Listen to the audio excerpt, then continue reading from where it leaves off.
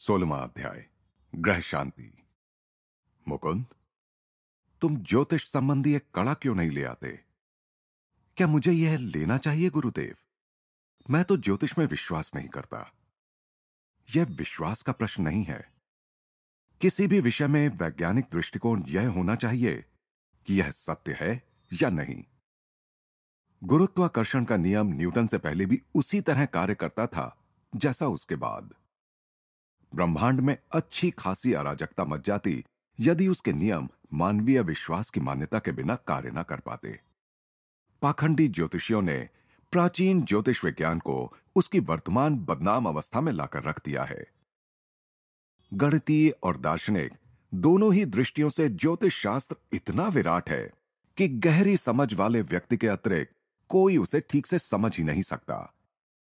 यदि मूर्ख और अज्ञानी लोग ग्रह तारों के संकेतों को समझ नहीं पाते और अर्थ का अनर्थ करते हैं, तो यह इस अपूर्ण जगत में अपेक्षित ही है। ऐसे ज्ञानियों के साथ ज्ञान को भी मिथ्या नहीं मान लेना चाहिए। सृष्टि के सभी अंग एक दूसरे से जुड़े हुए हैं और एक दूसरे पर प्रभाव डालते रहते हैं। परस्पर आदान प्रदान ही ब्रह्मांड की संतुलित लयबद्ध गति का मूल आधार है। मेरे गुरु कहते गए, मनुष्य को अपने मानवीय स्तर पर दो प्रकार की शक्तियों का सामना करना पड़ता है। प्रथम, पृथ्वी, जल, अग्नि, वायु, आकाश के सम्मिश्रण से उसके भीतर उत्पन्न होने वाली क्षुब्धता। द्वितीय, प्रकृति की बाह्य विघटनकारी शक्तियां। जब तक मनुष्य अपनी मानवीय सीमाबद्धता के साथ संघर्षरत रहता है, तब तक पृथ्वी और अंतरिक्ष के असंख्य परिवर्तनों का प्रभाव उस पर पड़ता रहता है। ज्योतिष विद्या में ग्रहों के प्रभाव के अंतर्गत मनुष्य की क्या प्रतिक्रिया होगी, इसका अध्ययन किया जाता है। ग्रह नक्षत्रों में कोई दया या कोप का सचेत भाव नहीं होता। वे तो केवल धनात्मक यानी पॉजिटिव एवं ऋणात्मक यानी नेगेटिव किरणें उत्सर्जित करते हैं। अपने आप में ये मानव जाति को कोई लाभ या हानि नहीं पहुंचाते, किंतु मनुष्य द्वारा अतीत में कार्यान्वित किए गए कार्य कारण के संतुलन को स्थापित करने के लिए बाह्य स्तर पर कार्य प्रणाली का एक विधिवत माध्यम प्रस्तुत करते हैं। बच्चा ऐसे दिन और ऐसे क्षण में ही जन्म लेता है जब ग्रह नक्षत्रों की किरणों का उसके व्यक्तिगत कर्मों के साथ संपूर्ण गणितीय तालमेल बैठ जाता है। उसकी जन्म कुंडली उसके अपरिवर्तनीय अतीत और उस अतीत के संभावित भावी परिणामों को दर्शाने वाला एक चुनौतीपूर्ण आलेख होती है। परंतु जन्म कुंडली का सही अर्थ केवल अंतर्ज्ञान से संपन्न व्यक्ति ही लगा सकते हैं, और ऐसे लोग बहुत कम होते हैं। जन्म के क्षण में अंतरिक्ष में स्पष्ट रूप से चिन्हांकित हो जाने वाले संदेश का उद्देश्य भाग्य यानी गत अच्छे बुरे कर्मों के फल को अति महत्व देना नहीं है, बल्कि ब्रह्मांडीय नियमों के इन बंधनों से छूट जाने के लिए मनुष्य की इच्छा शक्ति को जगाना है। उसने जो कुछ किया है उसे वह मिटा भी सकता है। उसके जीवन में अभी जो भी परिणाम सामने आ रहे होते हैं, उनके कारणों को उकसाने वाला भी वही था। वह किसी भी सीमा को पार कर सकता है, क्योंकि प्रथम तो उस सीमा का सृजन उसने स्वयं अपने कर्मों से ही किया है, और फिर उसके पास आध्यात्मिक संसाधन हैं जो किसी ग्रह नक्षत्र के दबाव में नहीं होते। ज्योतिष शास्त्र के प्रति अंधी श्रद्धा व्यक्ति को यंत्रवत बना देती है, जो अपने हर कार्य के लिए यांत्रिक मार्गदर्शन का दास बन जाता है। बुद्धिमान मनुष्य सृष्टि के बदले सृष्टा में अपनी निष्ठा रखकर अपने ग्रहों को अर्थात अपने अतीत को मात दे सकता है। उसे परमात्मा के साथ अपनी एकात्मता का जितना अधिक ज्ञान होता है, उतना ही प्रकृति का उस पर प्रभाव कम होता जाता है। आत्मा सदैव मुक्त है, वह अमर है क्योंकि वह अजन्मा है, और उस पर ग्रह नक्षत्र कभी शासन नहीं कर सकते। मनुष्य आत्मा है और उसे शरीर मिला हुआ है, और जब वह स्वयं को इस रूप में जान जाता है, तब ग्रह नक्षत्रों के समस्त विवशताकारी योगों को पीछे छोड़ देता है। जब तक वह अपनी आत्मिक विस्मृति की साधारण अवस्था में किंकर्तव्य विमूढ़ बना रहता है, तब तक वह प्रकृति के विधि नियमों की सूक्ष्म जंजीरों में जकड़ा रहता है। ईश्वर स्वयं सामंजस्य है। उसके साथ जो भक्त अपना सुर मिला लेता है, वो कदापि कोई गलत काम नहीं कर सकता। उसके सारे कार्यकलाप अपने आप ही ज्योतिषीय नियम के अनुसार सही समय पर होंगे। गहन प्रार्थना और ध्यान के बाद वह अपनी दिव्य चेतना के संपर्क में होता है। उस आंतरिक सुरक्षा से बढ़कर और कोई शक्ति नहीं है। पूज्य गुरुदेव, तब आप मुझे कड़ा पहनने के लिए क्यों कह रहे हैं? दीर्घ मौन के बाद मैंने यह प्रश्न पूछने का साहस किया। मैं श्री युक्तेश्वर जी के ज्ञान गर्भित स्पष्टीकरण को आत्मसात करने का प्रयास कर रहा था, जिसमें निहित विचार मेरे लिए एकदम नए थे। जब यात्री अपने गंतव्य स्थान पर पहुंच जाए, उस समय यदि वह नक्शों को फेंक देता है, तब वह ठीक है। यात्रा के दौरान तो उसे जो भी सुविधाजनक छोटा रास्ता मिले वह ले लेना चाहिए। प्राचीन ऋषियों ने माया में मानव के निर्वास की अवधि को कम करने के अनेक तरीके ढूंढ निकाले। कर्म नियम में कुछ ऐसे भौतिक घटक हैं जिन्हें ज्ञान की उंगलियों से कुशलतापूर्वक इधर उधर करके अपने अनुकूल बनाया जा सकता है। मनुष्य के सारे दुख कष्ट किसी न किसी प्रकार से प्रकृति के नियमों का उल्लंघन करने के कारण ही पैदा होते हैं। शास्त्र कहते हैं कि मनुष्य को प्रकृति के नियमों का पालन करना चाहिए, पर साथ ही ईश्वर की सर्वशक्तिमत्ता में भी उसे अविश्वास या संदेह नहीं होना चाहिए। उसे यह कहना चाहिए, हे प्रभु, आप में मेरा पूर्ण विश्वास है और मैं जानता हूं कि आप मेरी सहायता करेंगे, परंतु मैं भी अपनी ओर से अपने गत अनुचित कर्मों को नष्ट करने का पूरा पूरा प्रयास करूंगा। अनेक उपायों जैसे प्रार्थना, इच्छा शक्ति, योग साधना, संतों के साथ सत्संग, ग्रह शांति करने वाले कड़ों को पहनने के द्वारा गत कर्मों के प्रतिकूल प्रभावों को कम किया जा सकता है या उन्हें पूरा ही काट भी दिया जा सकता है। जिस प्रकार घर के ऊपर तांबे की छड़ लगाकर घर पर गिरने वाली बिजली से घर को बचाया जा सकता है, उसी प्रकार देह मंदिर को भी कुछ विशिष्ट उपायों से बचाया जा सकता है। विश्व में निरंतर विद्युत और चुंबकीय किरणों का संचार होता रहता है। ये किरणें मानव शरीर पर अच्छा या बुरा प्रभाव डालती हैं। युगों पूर्व हमारे ऋषि मुनियों ने सूक्ष्म वैश्विक किरणों के प्रतिकूल प्रभावों का सामना करने की समस्या पर गहन चिंतन किया। तब उन्हें पता चला कि शुद्ध धातुएं एक ऐसे सूक्ष्म प्रकाश के किरणों का उत्सर्जन करती हैं जो ग्रहों के प्रतिकूल प्रभावों को निष्फल करने की प्रचंड शक्ति रखती हैं। जड़ी बूटियों के कई संयोग भी यह काम कर सकते हैं, परंतु इन सब में सबसे अधिक प्रभावशाली हैं 2 रत्ती से अधिक वजन के दोष रहित रत्न। ज्योतिष के व्यावहारिक वृक्षात्मक उपयोगों के विषय में भारत के अलावा कहीं और बहुत ही कम अध्ययन हुआ है। यह तथ्य बहुत कम लोग जानते हैं कि योग्य रत्नों, धातुओं और जड़ी बूटियों के संयोगों से भी कोई लाभ नहीं होता यदि वे आवश्यक वजन के ना हों, और यदि उन्हें इस तरह ना धारण किया जाए कि वे त्वचा का स्पर्श करते रहें। गुरुदेव, मैं अवश्य ही आपका सुझाव मानकर कड़ा ले आऊंगा। किसी ग्रह को मात देने के विचार से ही मेरा रोम रोम पुलकित हो रहा है। सामान्य प्रयोजन के लिए तो मैं सोना, चांदी और तांबे से बना कड़ा पहनने के लिए कहता हूं, परंतु तुम्हारे लिए किसी विशेष कारणवश मैं चाहता हूं कि तुम चांदी और सीसे से बना कड़ा पहनो। श्री युक्तेश्वर जी ने इसके विषय में ध्यान रखने की अन्य बातें भी बताईं। गुरुजी, विशेष कारणवश से आपका क्या मतलब है? ग्रह तुम्हारे प्रति कुछ अमैत्रीपूर्ण रुख अपनाने जा रहे हैं मुकुंद। डरो मत, तुम सुरक्षित रहोगे। लगभग 1 महीने में तुम्हारा यकृत तुम्हें गहरी पीड़ा देने वाला है। विधि लेख के अनुसार इस रोग को 6 महीने रहना है, परंतु ग्रह शांति का कड़ा पहनने से यह अवधि घटकर 24 दिन हो जाएगी। दूसरे ही दिन मैं एक जौहरी के पास पहुंच गया और शीघ्र ही मेरा कड़ा बनकर तैयार हो गया। मेरा स्वास्थ्य अति उत्तम था। गुरुदेव की भविष्यवाणी मेरे दिमाग से निकल भी गई। वे काशी में कुछ दिन रहने के लिए श्रीरामपुर से चले गए। हमारे उस वार्तालाप के 30 दिन बाद यकृत के आसपास मुझे अचानक पीड़ा होने लगी।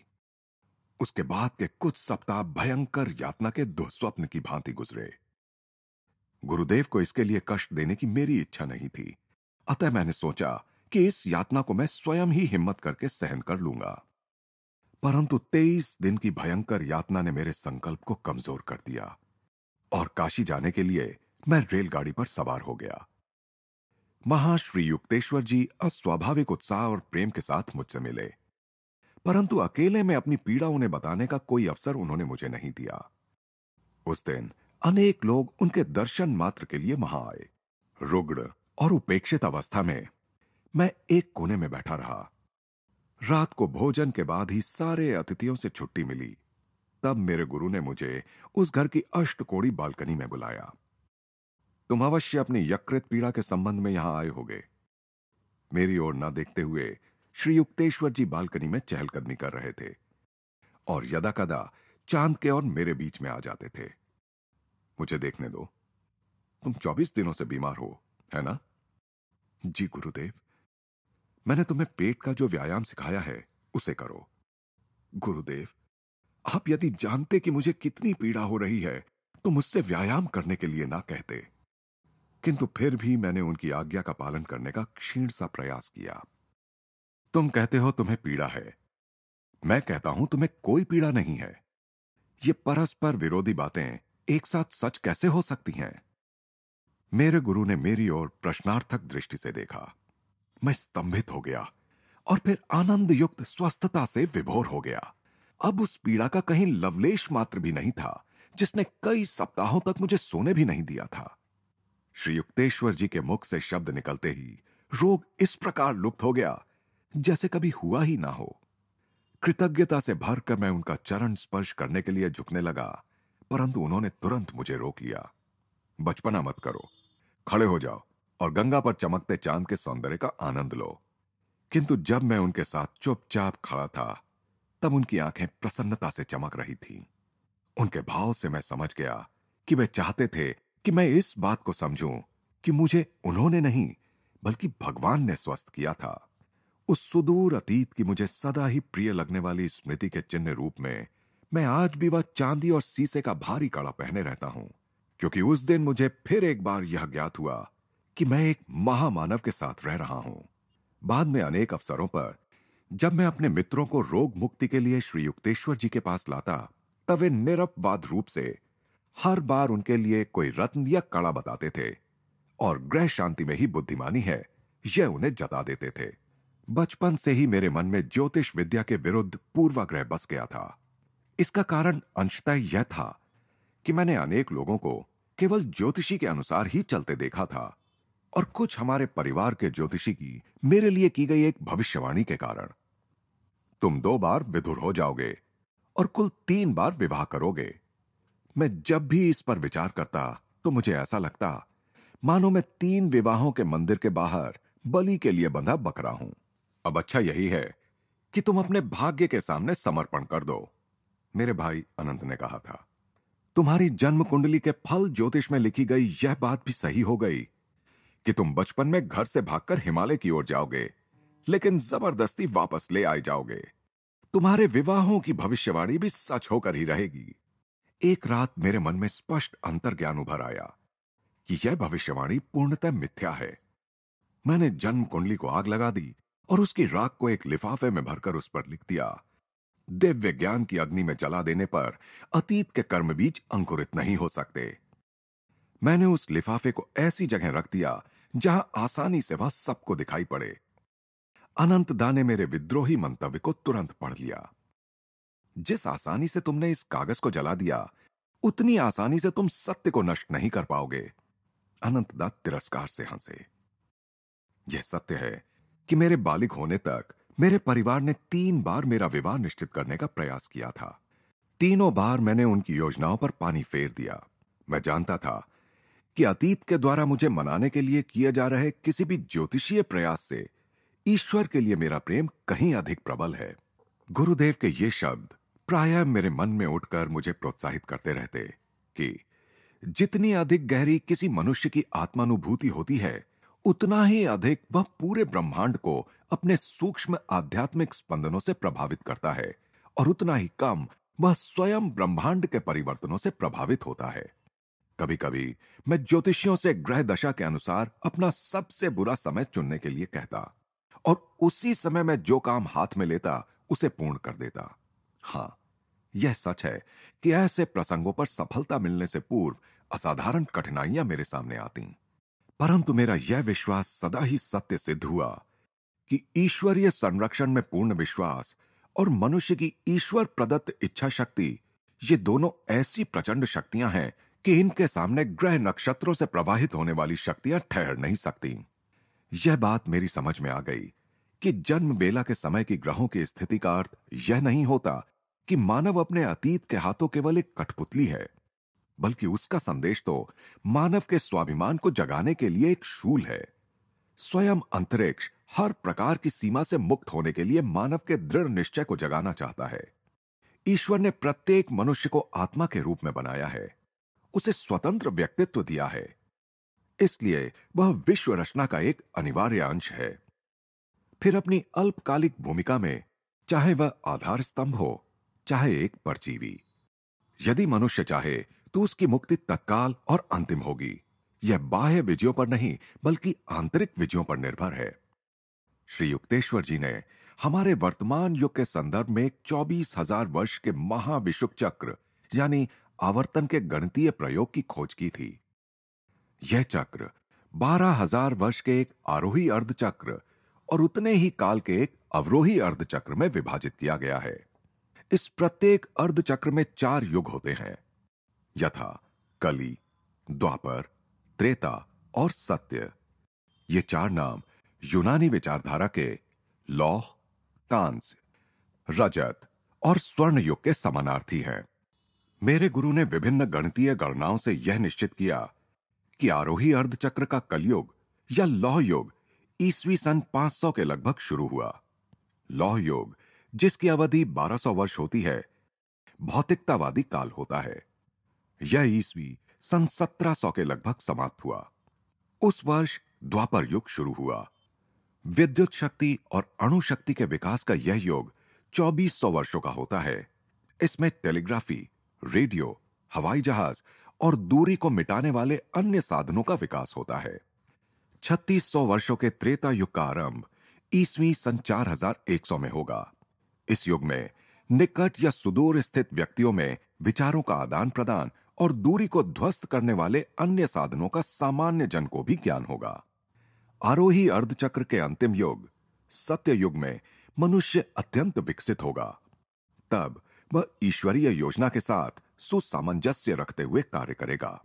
फिर विश्व में 12,000 वर्षों का अवरोही अर्धचक्र शुरू होगा, जिसका आरंभ 4,800 वर्षों के अवरोही सत्ययुग से होगा, ईस्वी सन 12,500 में। और इसी के साथ मनुष्य अज्ञान में डूबता चला जाएगा। यह कालचक्र माया गोचर जगत के परस्पर विरोध यानी द्वंद्व और सापेक्षता के अनंत तक निरंतर चलते रहने वाले आवर्तन हैं। जैसे जैसे मनुष्य एक एक करके सृष्टा के साथ अपनी अटूट दिव्य एकता की चेतना में जागते हैं, वैसे वैसे वे प्रकृति के द्वैत की कारागार से मुक्त होते जाते हैं। गुरुदेव ने न केवल ज्योतिष शास्त्र के, बल्कि विश्व के अनेकों धर्मशास्त्रों के ज्ञान के बारे में मेरी समझ में विस्तार किया। पवित्र धर्मशास्त्रों को अपने मन के निर्मल, स्वच्छ ऑपरेशन टेबल पर रखकर वे अंतः प्रेरणात्मक बुद्धि के चाकू से उनका विच्छेदन कर उनमें अंतर्वेशित हुई पंडितों की गलत व्याख्याओं को दृष्टा महात्माओं द्वारा व्यक्त किए गए मूल सत्यों से पृथक कर सकते थे। नाक के सिरे पर दृष्टि स्थिर करो। भगवद गीता के 6 अध्याय के 13वें श्लोक के संप्रेक्ष्य नासिकाग्रम के पौर्वात्य पंडितों और पाश्चात्य अनुवादकों द्वारा मान्य किए गए इस गलत अर्थ पर गुरुदेव हमेशा हंस पड़ते थे। योगी का मार्ग वैसे ही काफी विचित्र है, वे कहते थे। उससे और यह क्यों कहा जाए कि उसे भेंगा भी बनना होगा। नासिकाग्रम का वास्तविक अर्थ है नासिका का मूल, न कि नासिका का सिरा। नाक का मूल दोनों भौं के बीच में है, उस भ्रूमध्य में जो दिव्य दृष्टि का स्थान है। सांख्य शास्त्र का एक सूत्र है, ईश्वर असिद्धे, यानी सृष्टि के स्वामी को सिद्ध नहीं किया जा सकता या ईश्वर का प्रमाण नहीं होता। मुख्यतः इस वाक्य के आधार पर ही अधिकांश पंडितगण समस्त सांख्य दर्शन को ही अनीश्वरवादी कहते हैं। वह सूत्र नास्तिकता सूचक नहीं है, श्री युक्तेश्वर जी कहते थे। उसका केवल इतना ही अर्थ है कि अज्ञानी मनुष्य के लिए, जो अपने सारे निष्कर्षों के लिए केवल अपनी इंद्रियों पर ही निर्भर रहता है, ईश्वर का प्रमाण सदा अज्ञात ही रहेगा और इसलिए उस प्रमाण का अस्तित्व नहीं हो सकता। सच्चे सांख्य साधक ध्यान जनित अचल अंतर्दृष्टि के द्वारा यह जानते हैं कि ईश्वर का अस्तित्व भी है और उसे जाना भी जा सकता है। गुरुदेव ईसाइयों की बाइबल की अत्यंत सुंदर स्पष्टता के साथ व्याख्या करते थे।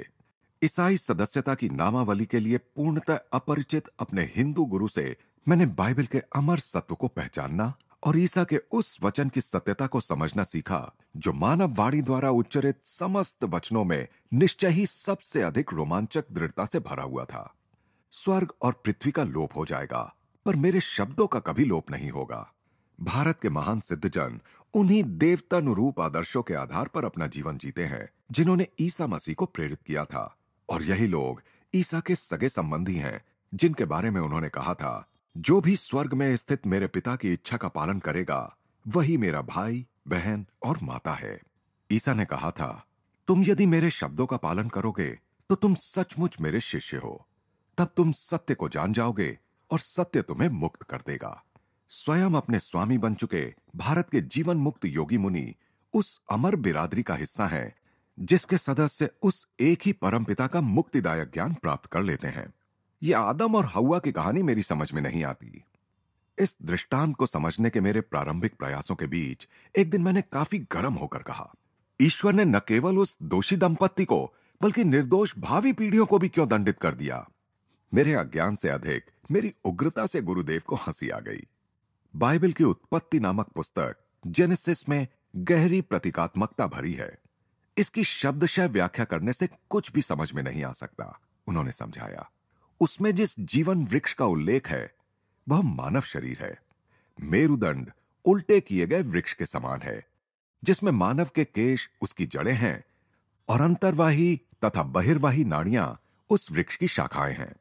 नाड़ी तंत्र के इस वृक्ष में आनंद देने वाले अनेक फल लगते हैं, अर्थात शब्द, स्पर्श, रस, रूप और गंध के संवेदन। इनका आनंद लेने की मनुष्य को पूरी पूरी छूट थी, परंतु उसे शरीर के मध्य में स्थित यानी बगीचे के मध्य में स्थित सेब रूपी काम सुख का अनुभव लेने से मना किया गया था। उसमें सर्प मेरुदंड में कुंडली मारकर बैठी कुंडलिनी शक्ति का प्रतिनिधित्व करता है जो कामेंद्रिय से संबंधित नाड़ियों को उत्तेजित करती है। आदम विवेक है और हव्वा भावना है। जब किसी भी मनुष्य में भावना या हव्वा मानसिकता पर काम वासना हावी हो जाती है तब उसका विवेक या आदम भी विनिष्ट हो जाता है। ईश्वर ने अपनी इच्छा शक्ति के बल से पुरुष और स्त्री के शरीरों का निर्माण कर मानव जाति का सृजन किया। उसने इस नवसृष्ट जाति को उसी निष्कलंक या दिव्य तरीके से संतानोत्पत्ति करने की शक्ति प्रदान की। चूंकि तब तक विलग आत्मा के रूप में परमात्मा की अभिव्यक्ति नैसर्गिक, प्रवृत्तिबद्ध और विवेकहीन पशुओं तक ही सीमित थी, अतः ईश्वर ने प्रथम मानव शरीरों का सृजन किया जिन्हें प्रतीकात्मक रूप से आदम और हव्वा कहा जाता है। इन शरीरों में उसने लाभप्रद उन्नतिकारक क्रम विकास के उद्देश्य से दो पशुओं की आत्माओं को या उनके दिव्य सत्व को प्रस्थापित कर दिया। आदम या पुरुष में विवेक का और हव्वा या स्त्री में भावना का प्राधान्य था। इस प्रकार गोचर सृष्टि में विद्यमान द्वैत या ध्रुवत्व की अभिव्यक्ति हुई। विवेक और भावना तब तक परस्पर सहयोग के आनंद के स्वर्ग में रहते हैं जब तक मानव मन पशु वृत्ति वाली सर्प शक्ति या काम वासना के बहकावे में नहीं आता। अतः मानव शरीर केवल पशुओं के क्रम विकास का परिणाम मात्र नहीं था, बल्कि ईश्वर के विशेष सृजन से उत्पन्न हुआ था। पशु शरीर इतने अविकसित थे कि पूर्ण ईश्वरत्व की अभिव्यक्ति उनमें नहीं हो सकती थी। केवल मानव को ही सर्वशक्तिमत्ता की संभावना से युक्त सहस्र दल कमल मस्तिष्क में दिया गया। साथ ही मेरुदंड में आध्यात्मिक शक्ति के पूर्ण जागृत गुप्त केंद्र दिए गए। अस्तित्व में आए उस प्रथम नर नारी युगल में विद्यमान ईश्वर या ईश चैतन्य ने उन्हें सब इंद्रियानुभूतियों का सुख लेने के लिए कहा, केवल एक को छोड़कर, यौन अनुभूति।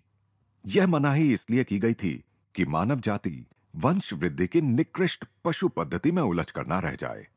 सुप्त अवस्था में स्थित पाश्विक स्मृतियों को न जगाने की चेतावनी की उपेक्षा की गई। संतानोत्पत्ति की पाश्विक पद्धति को पुनः अपनाकर आदम और हव्वा मूल संपूर्ण मानव में सहज ही विद्यमान स्वर्गीय आनंद की अवस्था से गिर गए। जब उन्हें ज्ञात हुआ कि वे नग्न थे, तब जैसा कि उन्हें ईश्वर ने पहले ही सावधान किया था, उनकी अमरता की चेतना खो गई। उन्होंने स्वयं ही अपने को जड़ सृष्टि के नियम के अधीन कर दिया था, जिसमें जन्म लेने वाले शरीर की मृत्यु निश्चित रूप से होती है। सर्प ने हव्वा को जिस अच्छे बुरे के ज्ञान का वचन दिया था, उसका अभिप्राय द्वैत भाव और परस्पर विरोधी अनुभवों से है। जो माया के अधीन जीने वाले सभी जीवों को सहने ही पड़ते हैं। अपनी भावना और विवेक या हव्वा और आदम चैतन्य के दुरुपयोग से माया के भ्रम जाल में गिरकर मनुष्य दिव्य आत्मनिर्भरता की स्वर्गीय वाटिका में प्रवेश करने का अपना अधिकार खो बैठता है। प्रत्येक मानव प्राणी का यह व्यक्तिगत दायित्व है कि वह अपने माता पिता या द्विमुखी प्रकृति को एकता के तालमेल में या ईडन में पुनः प्रतिष्ठित करे। जब श्री युक्तेश्वर जी का प्रवचन समाप्त हुआ तो मैंने नई श्रद्धा के साथ जेनेसिस के पृष्ठों पर पुनः दृष्टि डाली। मैंने कहा, पूज्य गुरुदेव, आज प्रथम बार मैं आदम और हव्वा के प्रति संतान का यथोचित दायित्व अनुभव कर रहा हूं।